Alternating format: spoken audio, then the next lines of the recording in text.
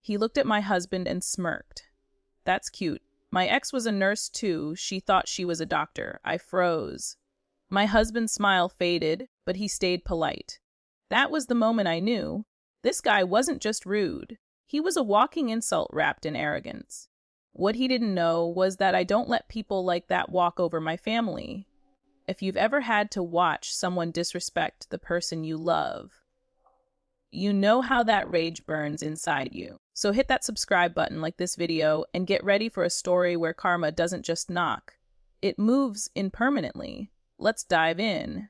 I'm 35 and my husband, Ethan, is 37. He's been a registered nurse for nearly a decade. He's one of those people who truly cares. The kind who holds patients' hands at 2 a.m., who remembers birthdays, who stays late because someone's scared to be alone. I've always admired that about him. He's steady, kind, and humble, everything that's rare these days. When my sister Amy, who's 28, texted that she'd be visiting for the weekend, I was thrilled. We're close. Or at least we used to be.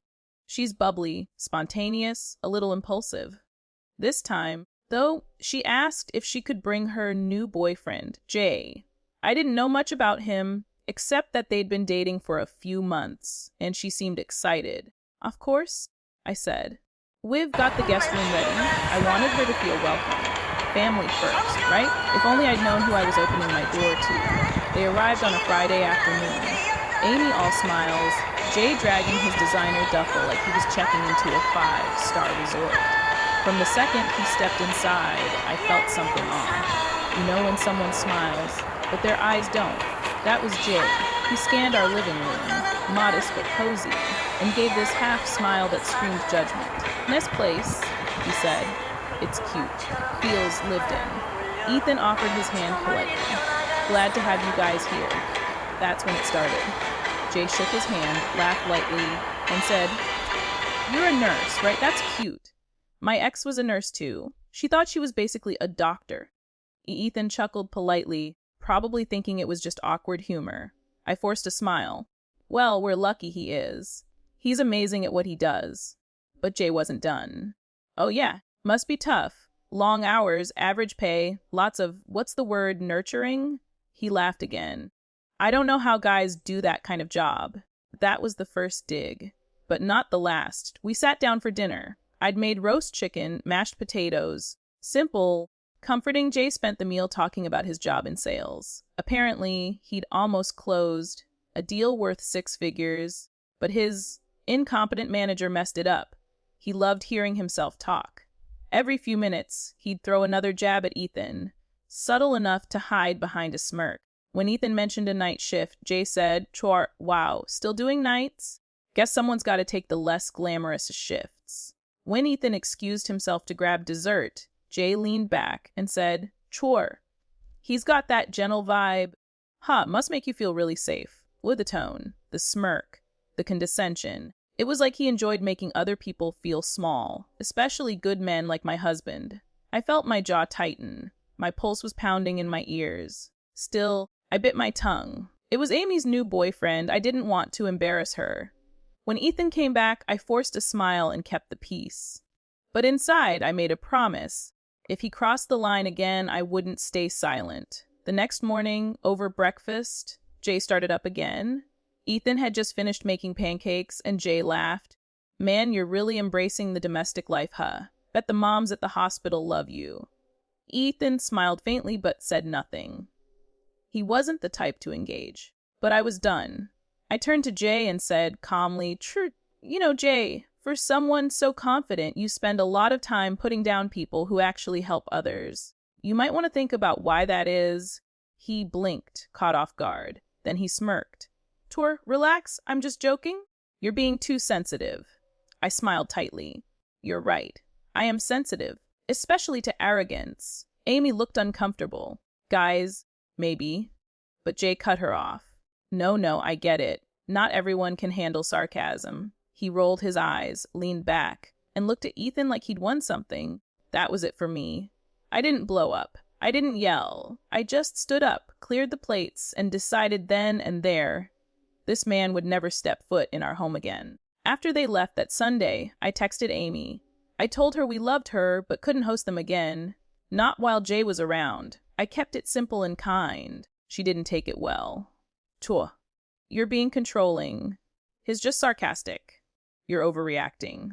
I didn't reply. Sometimes silence says more than any paragraph could. But Amy, she couldn't leave it there. Over the next few weeks, she dropped little comments in our family group chat. Oh, Jay says hi. Don't worry. He promises to keep his sarcasm locked up this time. Even my mom said, honey, maybe just let it go. But I couldn't, because it wasn't about one dinner, it was about respect. So when Amy asked again a month later if they could stay, I said no. Not while Jay's in the picture. And that's when things got interesting. Jay prided himself on being the alpha. He liked to brag about networking, how he crushed deals, how everyone respected him. So when my company, a healthcare consultancy, got an application from Jay's firm to partner on a project, I saw the name and nearly laughed. Different department, but the same company. A coincidence, or maybe karma warming up its engines. Now, I wasn't about to sabotage anything. I'm not petty. But I saw an opportunity to let his own behavior catch up to him. During the project introduction call, guess who showed up uninvited as an observer? Jay. He was smug, thinking he'd impress the execs.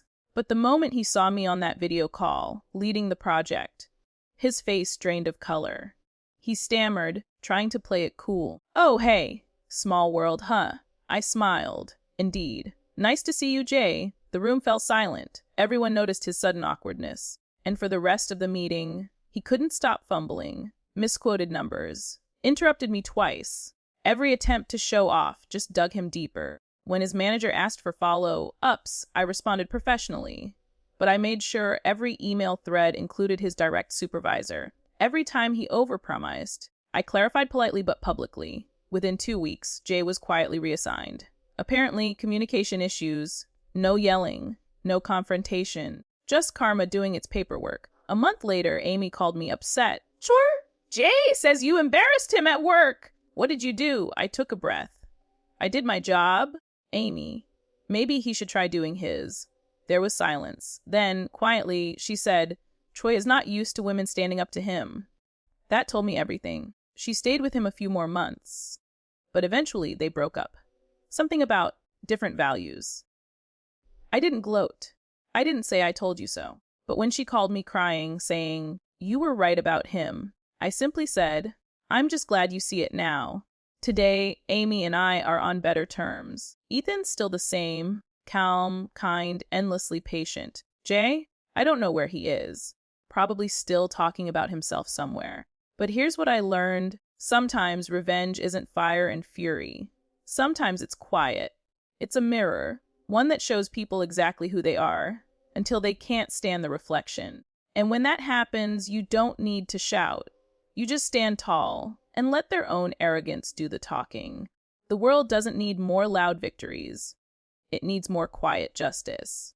Because the truth always finds its way through, especially when kindness is mistaken for weakness. If you've ever dealt with someone who mocked or underestimated you, drop it in the comments, because we see you. Hit that like button for more stories where respect gets the revenge it deserves. And remember, karma may take her time, but she never misses her turn.